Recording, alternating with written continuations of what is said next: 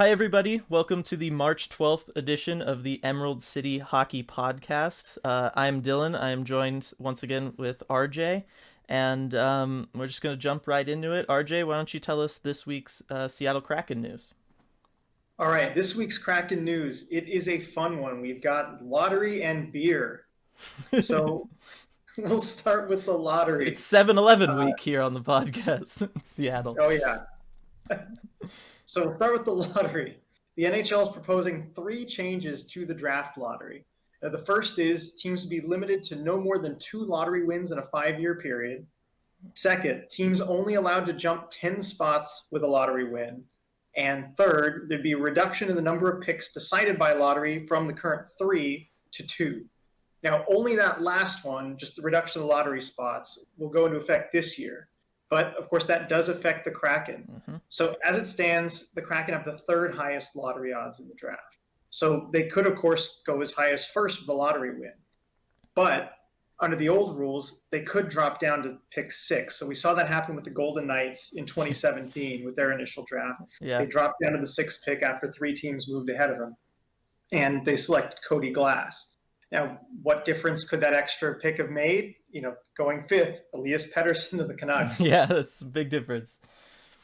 So now with the new changes, the Kraken will be guaranteed a top 5 pick in this year's draft, since only 2 teams could potentially jump ahead of them up to 3. So good news there for the draft. Yeah, and I think that's a big deal because, their expansion rules and the pool of players they're getting to pick in that is not nearly as good as what Vegas had going for them. So I think it's only fair that they kind of change the lottery rules for the actual draft so that Seattle has a slightly better chance of getting a better player with their first ever draft pick. Right, and you've seen Cody Glass hasn't had a huge impact on the Golden Knights thus far. I think it would help the Kraken quite a bit to get, that first draft pick to really make a difference early on. Yeah. Moving on to the beer. The Kraken announced Coors Light as their official domestic beer partner and Hop Valley Brewing Company as their official craft beer partner. Now, Hop Valley was bought by Miller Coors a couple years ago, so they don't exactly fit the definition of craft beer. But we'll ignore that for now.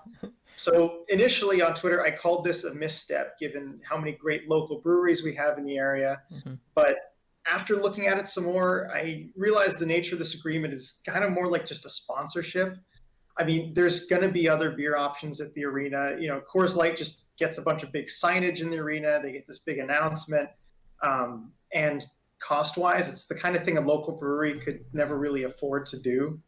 And there's no precedent of a team partnering with a local brewery for something like this. I asked people if there's any kind of precedent for this, and I really couldn't find anything. Now, that said, the Kraken haven't been afraid to think outside the box in a lot of areas, and I guess I was hoping they might try to do it here. Maybe find a way to help elevate a local brewery or breweries kind of through their big presence.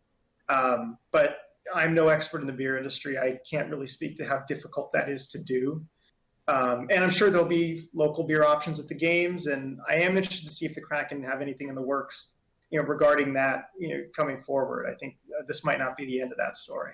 Yeah, I mean, I know one of the things the Mariners have always been known for is their excellent selection of local craft beers there. Right. I mean, that's something that's talked about all across Major League Baseball.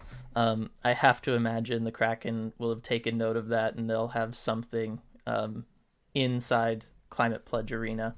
I think it's not a huge deal. I mean, isn't Coors like the official beer of the NHL anyway? Yeah. Yeah, so it's really all about just getting their ads on the dasher boards, getting maybe an ad on center ice somewhere, and so yeah, it's not an exclusivity deal. It's not like they can be the only beer, drunken by Seattle Kraken fans or something. So, yeah, I think it's probably better to have that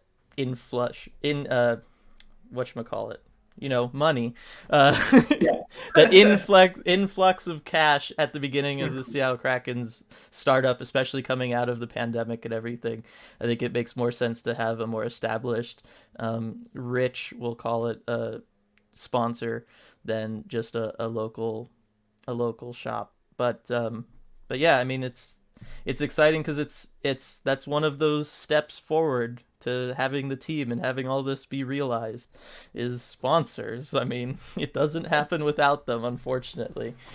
Yeah, and it was cool seeing the mock-ups of the beer stands at the arena and everything that came with the announcement. You know, it Yeah, does it feel makes it more real feel that way. real. Yeah. One thing that'll be interesting is, they didn't, as far as I know, they didn't say that it's going to be like their, helmet or jersey sponsor or anything. Right. Um, so I'm still interested to see who Seattle partners with for those things. Oh, absolutely. Um, because obviously being in Seattle, there's lots of interesting options. We'll call it. Mhm. Um, so yeah, but we'll have to wait on that one for now. Yep. And that's really it for Kraken news this week. We're still, 4 months out from the expansion draft when we actually have a team with players on it. We're still, I think 8 months out from the season beginning. They haven't actually said when next season will start, but my guess is it'll probably happen around normal time. I think Bettman talked about that this last week. They're looking at an 82 game schedule starting close to the normal start Right. time. I think October 15th was the Yeah, target date. Of yeah. course, that can So change. it'll all still be it's all still exciting, but there's not a ton of news right now um, Yeah.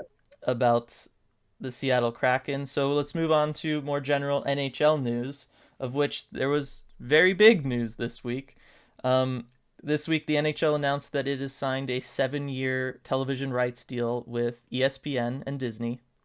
Talk about Uh, influx of cash. I know, right? And this is something I think a lot of hockey fans have wanted in America, where it's not an exclusive deal with somebody because that's been a problem having all of the rights tied up with NBC and NBCSN in America has really limited just the eyeballs that get on the sport and on the league. And so I think this not only is ESPN the worldwide leader in sports as they love to remind us, but it's also it's just a different network. It is watched by more people. Having hockey on any of their channels will increase exposure for the league and the players and everybody involved. So a quick rundown on the deal right now. It's a 7-year television, streaming, and media rights deal. ESPN/ABC will receive exclusive coverage of Stanley Cup finals in 4 of the next 7 years. They did not say which years, but more than half of them will be on televised either on ABC or on one of the ESPN networks. Half of all Stanley Cup playoff games will be on ABC or ESPN each season, and I know that that includes they will always have a conference final series each year. Could alternate Eastern or Western. Maybe they'll just get Eastern or something. We don't know yet. There will be 25 exclusive national regular season games, either on ABC or ESPN. Now, this is down from the number that NBC has been doing with national TV games. Although, again, like I said, a lot of those games are on NBCSN, which not a lot of people watch, which is why it's disappearing at the end of this year.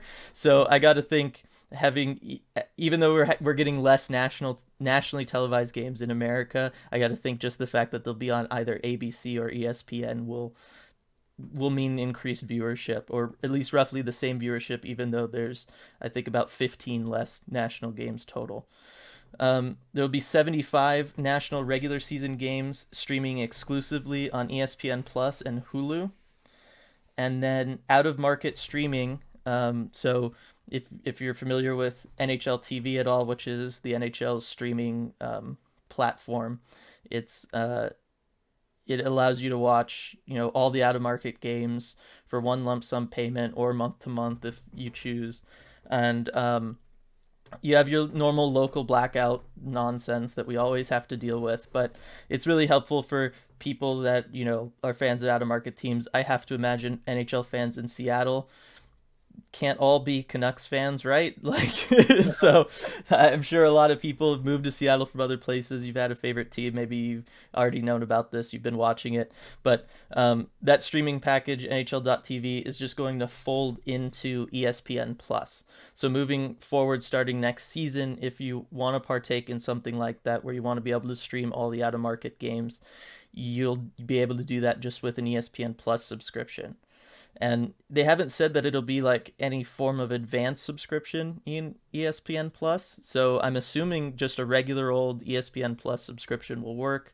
Or Right. I think it's value added. right, or if you're doing the streaming bundle that Disney offers of Disney Plus, ESPN Plus, and Hulu, should all be included in that. So that to me was really exciting because, ESPN Plus has always been something that I've sometimes had, sometimes not, depending on the content they have. This makes it a for sure buy for me, um, because I just think you're gonna get more bang for your buck. Even as a hockey fan, like you might not get a bunch more extra hockey content right away, but you'll have that hockey content plus a bunch of other cool stuff. So I'm excited for that. Yeah, obviously this means a big influx of cash. It means more national attention and more eyeballs being exposed to hockey. It means, well, we're assuming it'll mean that, you know, on all of the popular ESPN shows, they will at least occasionally mention the NHL now, rather than completely ignore its existence the way it's been. So I'm excited to see what that could look like. They'll have some form of NHL show now. That might just be on ESPN Plus. They tend to do that with the less popular sports. They'll have their kind of daily or weekly content there. So I'm assuming they have to have at least some form of NHL show there. That I'd be interested to see what that involves. Hopefully, Barry Melrose will be coming back. I know everyone's been hoping for Gary Thorne, and he said he's open to it, but no one's reached out to him yet. So we'll see what goes on there. But RJ, what are your thoughts on this whole thing? Well, the first hockey I ever watched on TV was the 2004 playoffs, and that ESPN theme music, and I played NHL 2K5 with Marty Mm-hmm. St. Louis on the cover, and they had the rights to use all the ESPN stuff. So the nostalgia factor is going to hit pretty hard with this one for me. Um, but the real question I have, is kind of how serious, as you touched on earlier, how seriously is ESPN going to take hockey? I mean, is the tone going to be any different than what it's been recently, which is, that hockey is this kind of weird sport. I don't know anything about it, almost kind of taking pride in not really caring or knowing anything about it. And I think a big part of that was the fact that they had lost the broadcast rights, and it was, Mm-hmm. almost kind of an FU to the NHL. We're not going to take your sport seriously. But now that they are back, is the tone going to be any different? And so I got to know, have you seen that Stephen A. Smith video? Yes, The 5 things he knows about hockey? yes. Which I have we to know we what you thought of it. yeah, no, we made it. That was the big news for me, was he knew about the Kraken, and Right. and he seemed excited about it. And he knows that Seattle is a great sports town. It's a great Yep. sports city. Everyone knows that, and we, certainly we know that Seattle's going to bring that same passion to the Kraken, and I think that Espen knows that too. So that will be something that'll be interesting. ESPN Plus does a lot of documentary stuff. It's where they host all their 30 for 30s, but even beyond that, they have lots of documentary series. They've done stuff with like LAFC, tons of stuff with MMA, with the UFC. I'd be really interested to see if maybe they do something for the opening year of the Kraken, some sort of behind the scenes, how the season's going. I don't know if COVID will play a role in the ability for them to do that or not, but I think it does present a very interesting opportunity for them to have some form of weekly show, around kind of what's happening with a new expansion team and the trials and tribulations of what that involves. Um, Absolutely. We'd all like to see something like that. yeah, but as far as the rest of the Stephen A. Smith video, it's what you expect from Stephen A. Right? He was very loud. He was entertaining. in his own way, and he didn't know much about hockey. Yep. And it Number doesn't. one, the puck is black. Yep. The puck is black. Um, Even if some of us have been arguing the ice should be black and the puck should be white to make it easier to follow on TV. I don't get started with that. I know, I won't, I won't. Um, but I think, yes, is the NHL going to appear all the time on First Take? Probably not. But is it going to make it into Sports Center every night? Yeah, it will. Because I do agree with you that a lot of it has to do with ESPN tends to show and talk about the sports that they have rights to. You know what I mean? Like ESPN used to be a big soccer channel, and then they lost the rights to a lot of the top soccer content. And guess what? They don't talk about soccer anymore. Their soccer content, their weekly shows about it, all moved to ESPN Plus. None of them are broadcast on cable anymore, um, strictly because they lost the rights to it. And they are petty that way, where when they lose the rights to something, they will just ignore it as a way of punishing that league for leaving them. Um, that being said, I don't want to dump on ESPN because, like I said, I'm excited for everything that this means for the NHL, and I'm excited to see what kind of content that they can bring to the NHL, given that they have deeper pockets. Um, but yeah, I mean, I just think it's an all around good deal. Yep. All right, and so now moving into the scouting spotlight for this week, RJ, why don't you tell us a bit about Winnipeg Jets forward Mason Appleton, who you have projected as the Seattle Kraken's pick from the Winnipeg Jets? That's right. In my projected roster, I do have him as the pick from the Jets. So he's originally from Green Bay, Wisconsin, sixth round pick of the Jets in 2015. He spent 2 years at Michigan State before turning pro with the Manitoba Moose of the AHL. In his first season there, he wins AHL Rookie of the Year, scores 66 points in 76 games. So at that point, maybe you're thinking, top six scoring winger upside. But he's kind of carved out a different kind of role with the Jets so far. He's been put on a line with Adam Lowry and Andrew Kopp, and that trio is kind of playing shutdown minutes against some tough opposition. They had another tough challenge this week against the Toronto Maple Leafs. They played 2 games against them, Tuesday and Thursday. And of course, Dylan and I watched along, as we will do with all our scouting spotlight players coming up. So, Dylan, our resident scout, what did you see from Appleton in those 2 games? Yeah, Mason Appleton's a really interesting player to watch because there's a lot of really good stuff there. He has a really good skill set, right? Like he did put up those 66 points in the American League. That's not something anyone can just do. Just because it's the minors doesn't mean that that's easy. And he has really good instincts as to where the puck's going to be going, where, well, I'll get to this, but kind of where he should be. I just feel that he's someone that needs a good coach to develop those instincts, and I feel like that's something he has not had a lot of in Winnipeg, and that mostly probably has to do with the fact that yeah, he's having to play, bottom 6 minutes there because of how stacked the offense is. He's not getting a ton of attention. He's not getting a ton of the minutes necessary to round out his game and to learn kind of the intricacies of being an NHL player versus just a good hockey player, because there are differences. We saw it on Tuesday, his hands, his ability to score goals, right? Like he has really good skills when it comes to his hands, his shot, his skating is very good. He plays on the penalty kill because he does, like I said, he has good instincts and stuff. One thing I'd like to see him do more, especially defensively, but especially on the penalty kill, is to have an active stick. Because a lot of times when he's on the PK, he's, as a forward, he's kind of trying to block shots from the defenseman and stuff, but he never tries to pressure a defenseman, and he certainly never really uses his stick just to give them a hard time. There's a lot of times where the defensemen were sitting there with the puck and they were having all day to look for either a good shooting opportunity or to set up a really nice pass that would lead to scoring opportunities. And that happened on one of them on Tuesday. Was he, in my opinion, he directly led to a Maple Leafs power play goal where he just refused to pressure the defenseman. I think it was Morgan Riley, and he didn't really try to skate towards him. He didn't really try to make him have to make a decision quickly, or to do it with haste where he might then make a mistake.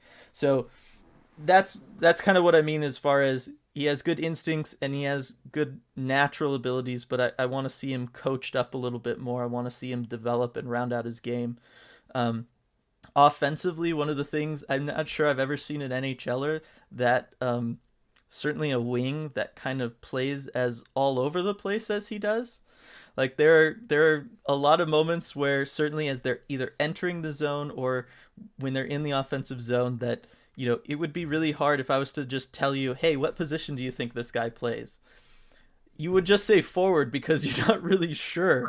He'll slide his way into the slot sometimes even if his center is already there. He's not huge about playing on the boards, but he will at times, but never like behind the net. Like he never drops below the goal line. So again, that's something. There was a couple opportunities where if he had been kind of in a more traditional position in the offensive zone, maybe they would have been able to retain possession a little bit longer. But I don't want that to take away from his natural ability, his natural instincts. I think he has a ton of potential. I think he would be a really good player for the Seattle Kraken. I just think, and this is something we should probably talk about at some point anyway when it comes to who we'd like to see them hire as a coach. But I think someone who has an experience developing young players would be beneficial for the Kraken because they're going to be drafting guys like Mason Appleton that could really benefit from that, and it could really see them, take that next step in their careers. Yeah. No, and I think we noticed, I think we noticed some of the same things. I mean, like with him kind of drifting into other positions where he shouldn't be. There were a couple times I noticed where he'd drift almost to where the other forward was, and a couple of times even bumped him, and I'd see the other forwards. Yeah, they're like looking around, like, what are you doing? So yeah, there's that, and I saw that same power play goal that you're talking about. Yeah, he didn't pressure the defenseman enough and allowed him to get the shot through. And I think Matthews was able to tip that home for a goal. Mm-hmm. But yeah, I would like to see him have more of an active stick in the defensive zone. But oddly enough, I thought he had a good active stick when he's playing in the offensive zone. I mean, he knocked a couple, attempted breakout passes down. But, so he can do it. I think you just like mm-hmm. to see him, like you said, maybe coached a little bit more to do those kind of things in the defensive zone and just find a little bit more structure, consistency. In this game. But all that stuff is very coachable. Mm-hmm. So like you said, I think he would be a good pick. And, I love the skill. And certain instincts he has, I do like, seeing how willing he was to drive to the net, especially coming in from the wing. I mean, he scored, his goal on Tuesday that way. I noticed him doing it a few other times as well, where he is not afraid to literally just go crash the net mm-hmm. when he has the puck. And that's something I think not enough NHL players do, especially ones with size. And Appleton doesn't even particularly have that size, but he's not afraid. He's fearless, and he goes to the net, which I like.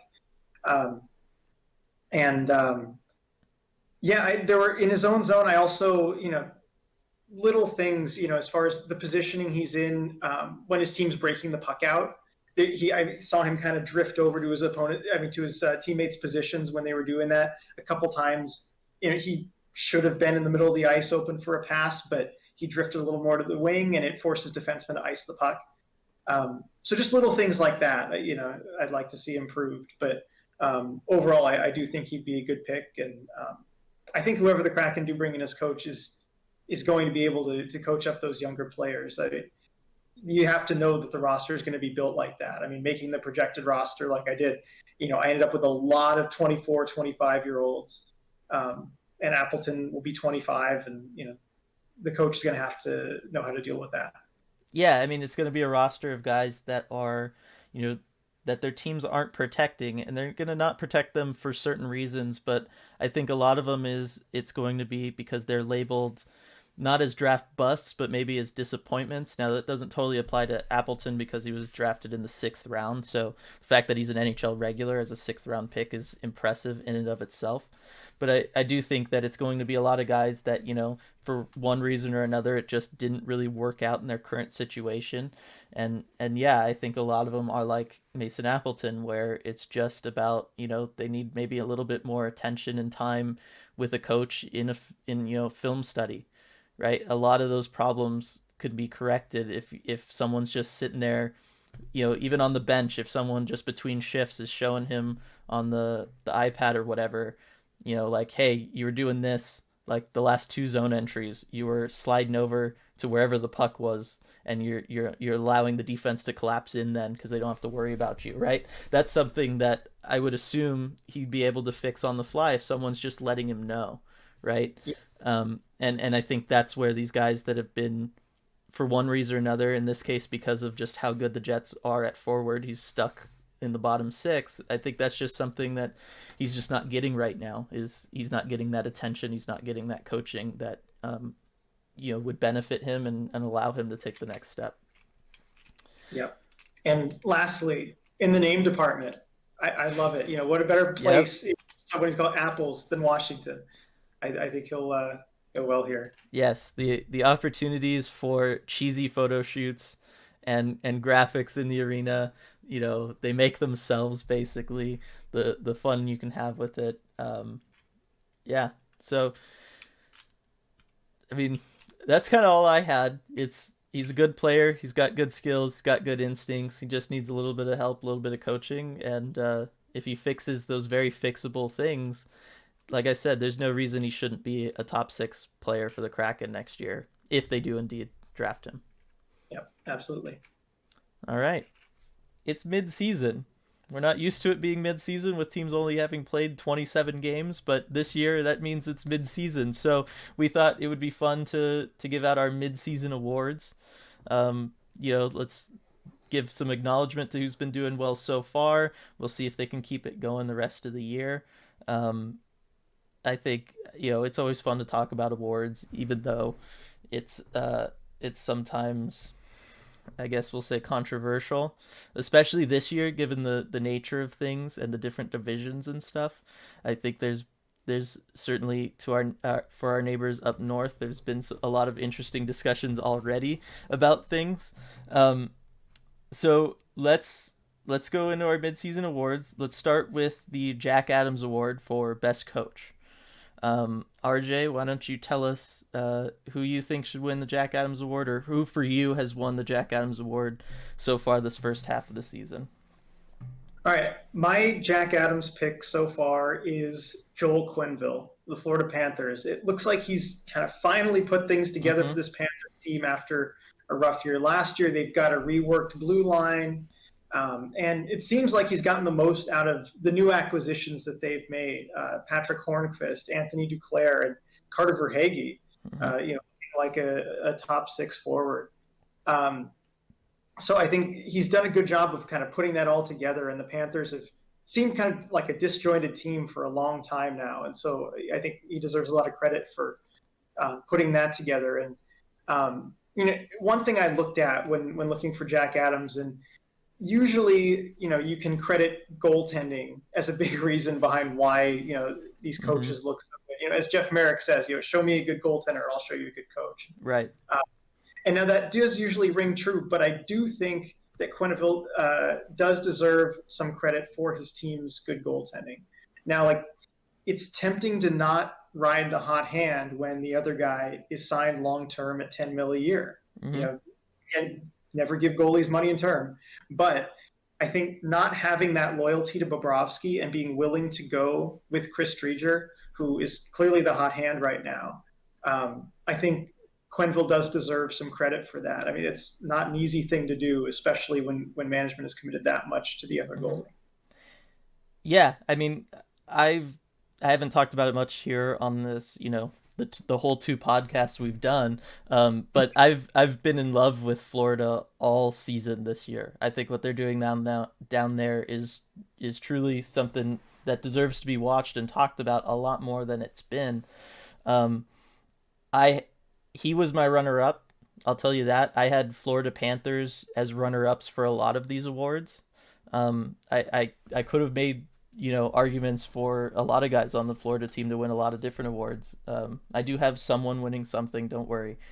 Um, I decided to go with something that would be history making and is certainly would definitely be controversial if it was to happen, but I do think it should happen, and that is I would give Barry Trotz his third win in 6 years and have him tie Pat Quinn with the most Jack Adams awards of all time. And yes, you bring up the whole goaltending equals good coach thing, and that's certainly at play with the Islanders this season because both Varlamov and Sorokin have been like outstanding all season long. But I would also argue that it goes beyond that.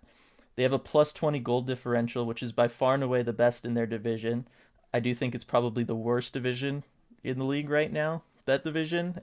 But they're first in the division. They've put up 80 goals, so it's not like their offense has been bad. It's not like they're only winning because Varlamov's pulling it out of nowhere every night.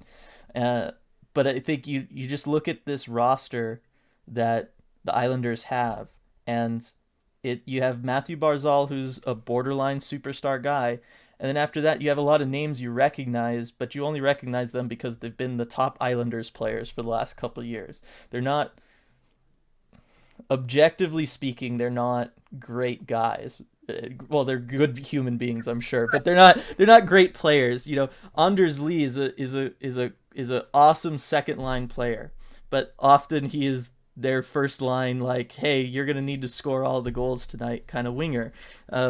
And I just think when you look at the roster, you look at the points that they've put up. It's been a whole team effort. It's not like they have one line carrying the team, and I think that comes around to coaching. It comes some around to roster construction, but a lot of it comes down to the system that Trotz has been running this year, and he's been running the last couple of years there, and it's just it works.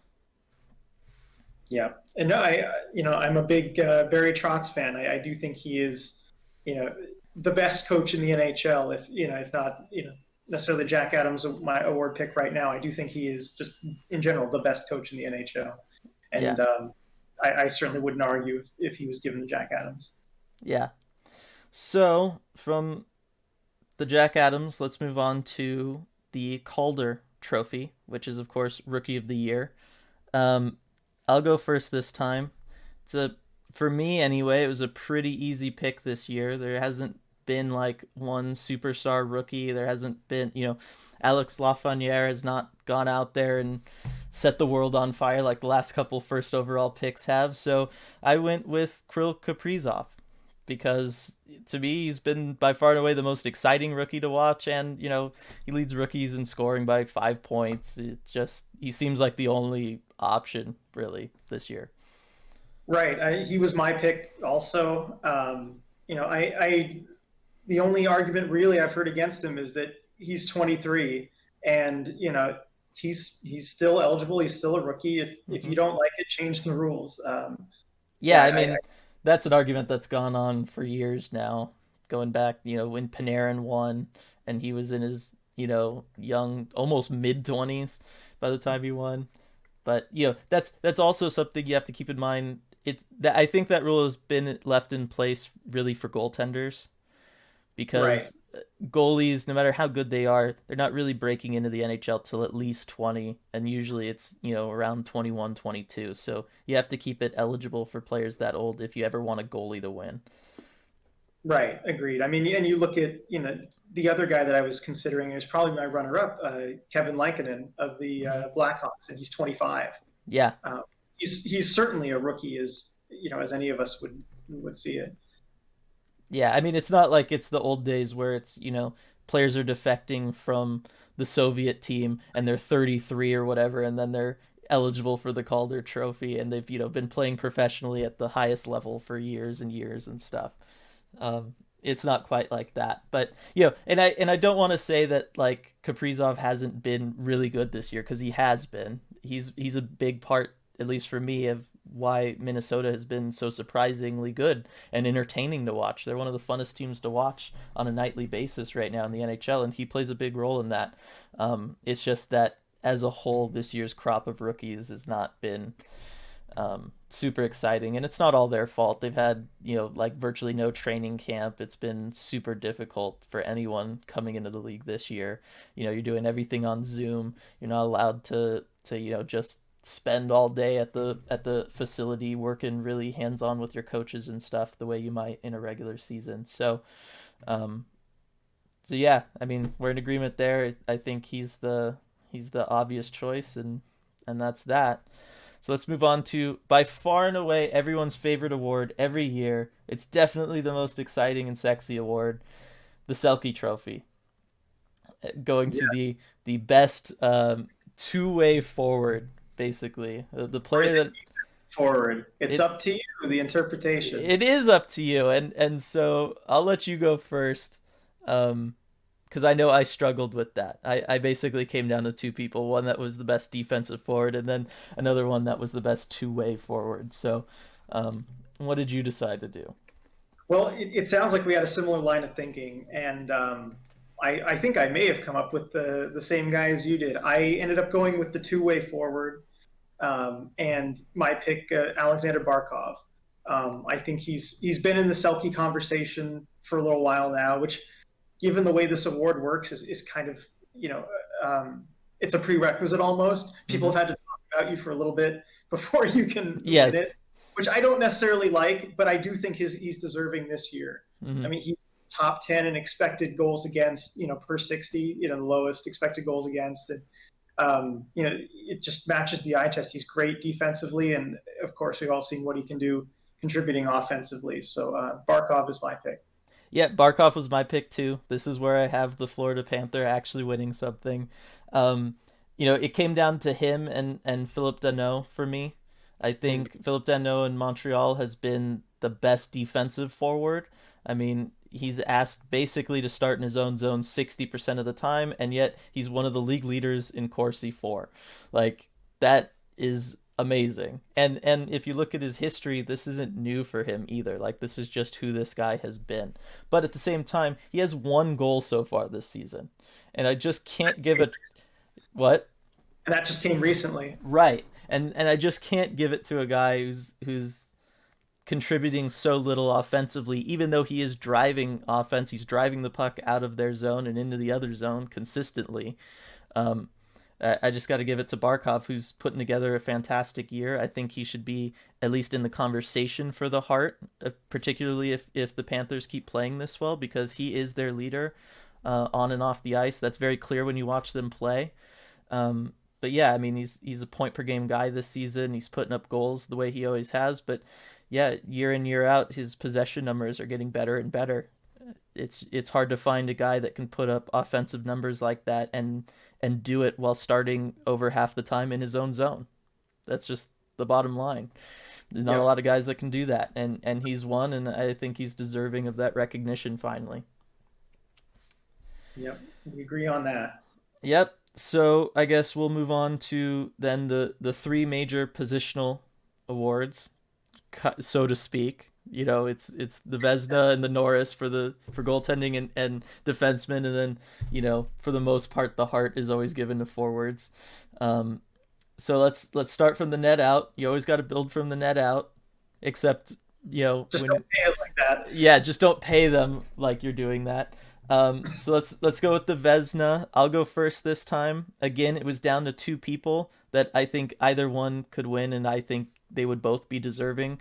But ultimately, I had to go with Marc-Andre Fleury, and Ooh. and it was down to him and Vasilevsky for me. They're both like, as far as guys who have started the majority of their team's games, they're both 1 and 2 in every single category that you really care about for goaltending. But I think, yes, they both play behind fantastic teams, and that is certainly a contributing factor to their numbers. But I just think Flower brings that X factor. He brings that personality. He brings that leadership, and I think this year when he's got the numbers to be up there, I think again he's a guy who just deserves that recognition and that attention, and he should be rewarded for it. Yeah, no, I Flurry was my runner-up. And I would, I have no problem with him getting that recognition. I mean, really, these two are far and away kind of above the pack, I think. Hmm. But my pick is Andrei Vasilevsky. And I imagine he was your runner-up. Yep, yep. Uh, so I mean, he's number one in goals saved above average and goals saved above expected. I mean, he's the leader in the advanced stats, and there is a little bit of a cushion there over Fleury, even though Fleury is number two in both of those. Um, and yes, Fleury kind of has that X factor, that personality, and Vasilevsky's a bit quieter. Both his style in the net and just personality wise. But I don't really fault him for that, or hold that against him. I mean, you get it done in the way you do. Yeah. So I went with Vasilevsky. Um, just on the edge of the numbers, they play such similar roles for their teams. I mean, they both have great teams in front of them, but both of them have also held their teams in games this season that maybe they didn't deserve to win otherwise, but they kind of stole the games for them. So Vasilevsky's my pick, but it is a close race. It's a shame that Fleury was just placed on the COVID list. I Yeah. think that's obviously going to hurt him a lot for his full season Vezina chances. Vasilevsky might run away with it now. Yeah, I mean, we'll see. I mean, other guys have been put on the COVID list, and then like 2 days later they're off. So there That's true. hasn't been a ton of consistency. Some guys are on it for like a month, and other guys a couple days. So we'll have to wait and see. Um, yeah, I mean, like I said, I just think I gave the nod to Flower just because he has more of a leadership role on his team. But yeah, I mean, generally speaking, goalies don't have leadership roles on their teams. So yeah, I have no problem if Vasilevsky is the guy at the end of the year. Um, all right, Norris Trophy. So, you mentioned it briefly when talking about the Selke, but I think no trophy better exemplifies the whole let's give it to a guy that we talked about and was maybe in his prime a few years ago than the Norris Trophy.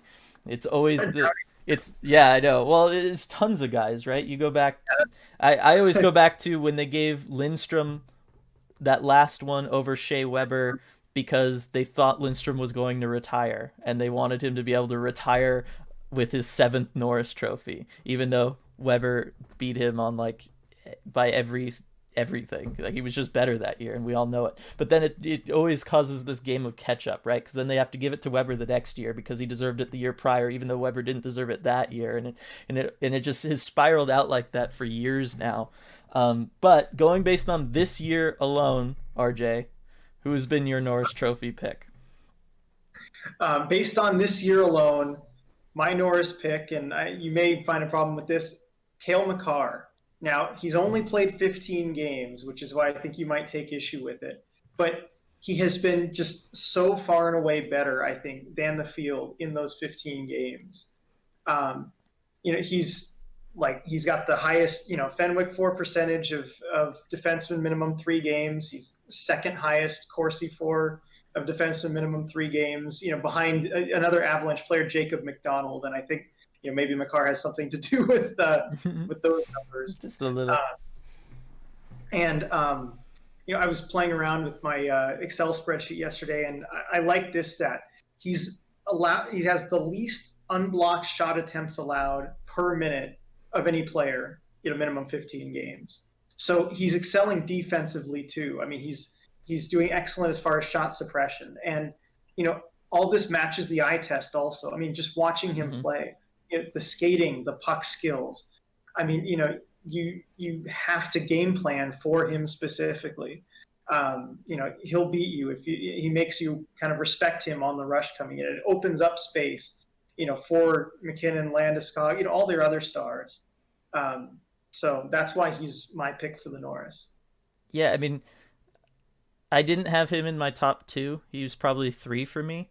But yeah, I mean, just watching him, he's the closest we've seen to, Erik Karlsson when he was in Ottawa. No one else has really touched that kind of special level of must-watch player as a defenseman, right? And so I don't have a pick based on the whole. I don't have an issue with it based on the whole like only 15 games or whatever, because that's somewhat out of his control. If he continues to miss a bunch of games down the rest of the season, obviously that becomes a bigger deal. But I think this early on, it's not as much. We have to assume he's going to be playing the vast majority of the games that are remaining for his team. But I came down to two players. I tend to, when it comes to the Norris, lean heavy into defensive metrics and just their defensive ability, which isn't always easy to quantify with metrics. Um, Again, I came down. I had a runner up that was a Florida Panther in Aaron Ekblad, who I think has been having a fantastic season. Quietly, year after year, he's like one of the top goal scoring defensemen, and no one talks about this. But his slap shot's incredible, and it always seems to find its way to the back of the net. But this year, I have to give it to Jeff Petrie of the Montreal Canadiens. He's playing at a point per game pace, excuse me, and yet he's one of the top Corsi defenseman out there, and he's starting in his own zone vast majority of the time, which is where him and Cale Makar differ, right? Cale Makar's starting in the offensive zone 60% of the time. A lot easier to put up good numbers and possession metrics when you're starting there that often. But Petrie's starting in his own zone over half the time. One of the top defensemen when it comes to all of the advanced stats and all the advanced analytics stuff. And so, again, he's a guy I don't think he's ever been talked about in the Norris Trophy race before. And I don't know beyond me that he will be this year even. But I just think he's been that kind of quiet, steady guy that a team can rely on. And I think it's always nice when those kind of defensemen get recognized. Someone we've talked about in years past, not so much this year, that has exemplified that is, Marc-Andre Vlasic. Yeah, Marc-Edouard Vlasic. Edward, yeah, yeah, I got to get that, make sure. yeah, But yeah, I mean, I think, if Vlasic had ever scored at a point per game pace while doing what he did, yeah, he for sure would have been in the Norris conversation. I mean, and that's where Petrie kind of meets that prerequisite. It's unfortunate that it exists, but it really does. You have to put up points. But yeah, I respect that pick. I mean, you're right. He is playing tougher minutes and starting in his own zone more than Makar is. He does play kind of a different role, but he really has kind of stepped up and taken over that Habs blue line. mm-hmm. And he's kind of become the guy rather than Shea Weber. Yeah, I mean, I think he hasn't been in the conversation before just because I don't think we've seen this kind of play from him until this season. It'll be interesting to see, how long he can keep it up for. But no, I definitely understand that pick. I mean, he certainly stood out when doing the research. A lot of the numbers, he definitely stood out. Yeah. So now it's the moment, everyone always waits for at the end of the awards show because it means you can go home. It's the Hart Trophy, league's most valuable player. I think just about everybody's in agreement that there are two players right now that this is a race between, and that would be Connor McDavid and Austin Matthews. And it basically comes down to whether or not you value points or goals more. And so I'll go first with my pick.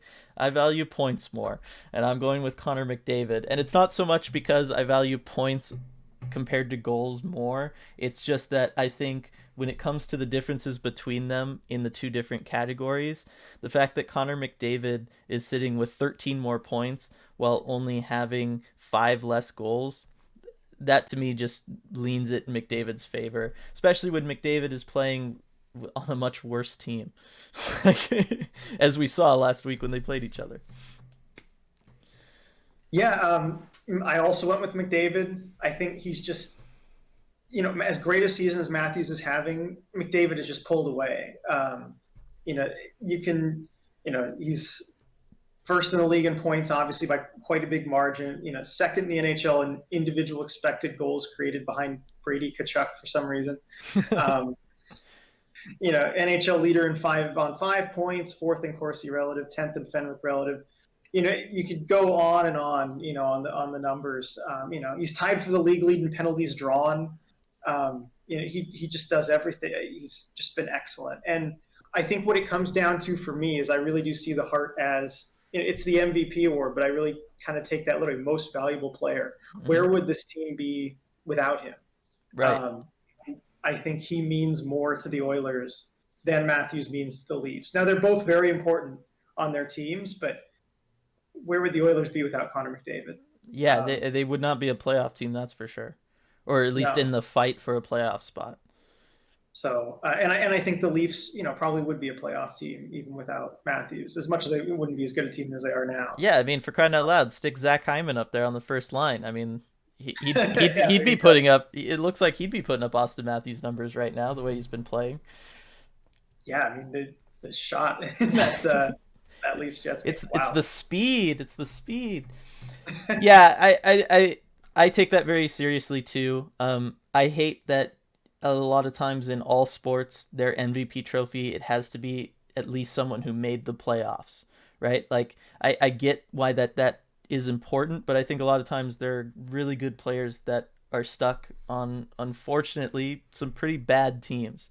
And I think the fact that McDavid, yes, he has Draisaitl, but like after that, I mean, I don't even know who their next highest scorer is, but I guarantee you they're nowhere close to the point levels of McDavid and Draisaitl. It's probably Nugent Hopkins, but um, I do think that means something, and I also think it means something that McDavid has only won it once before, right? We're not like everyone agrees McDavid's the best player year in year out, but he hasn't been winning them every year. It's not like a Gretzky situation where he's winning 8 of the 10 given out in the 80s or something, right? We're not talking about that, but so I don't think you can be like, well, he's up there every year, so let's like give some love to someone else, because I hate that that's something baseball has done with Mike Trout.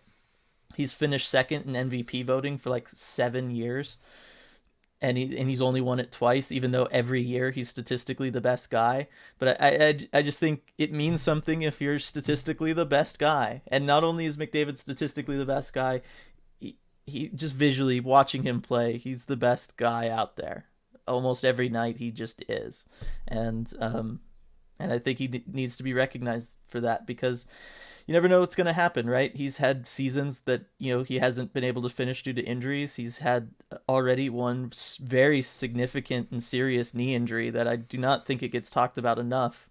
The kind of the potential large impact that could have had in a very negative way on his career. So I think you got to give it to them when they deserve it, regardless of if they're already perceived as the best player or not. I think you never know what's going to happen, and when they're the best, they deserve to be called the best. That's just the way it is. Yeah. And by the way, I just looked up the third leading scorer on the Oilers behind McDavid and Draisaitl. Tyson Barrie. Oh my gosh. See that? There you go. That's why he deserves it over Austin Matthews. There's the case. Tyson Barrie. Yep, there we go. Um, we apologize to Tyson Barrie, but He's a great, great player. great Not player. taking You're but gonna get paid next year, bud. Don't worry. Um, all right, I think that's a good place to leave it this week. Thank you, everyone, for joining us for this March 12th edition of the Emerald City Hockey Podcast. Um, we will see you next week here. Next week, we have dropping the first part in our History of Hockey in Seattle video series. I'm taking a look at the kind of first half of the existence of the Seattle Metropolitans, the first U.S.-based team to win the Stanley Cup. So look for that on Tuesday, hopefully. If you haven't already seen it, go check out RJ's excellent video on the projected Seattle Kraken roster that we have up on the site right now. You can go check it out. Links down in the description. So that's some stuff to look forward to. Got anything you want to say on the way out? Okay, I guess not. All right, everybody. We'll see you. look for an award pick, but I couldn't think of which one to do. Yeah. All right. Well, it's Barkov. Everybody, go watch. Not for Selkie, everyone. Go watch a Florida Panthers game this week. That's your Yes. homework assignment. All right, everybody. We'll see you next week.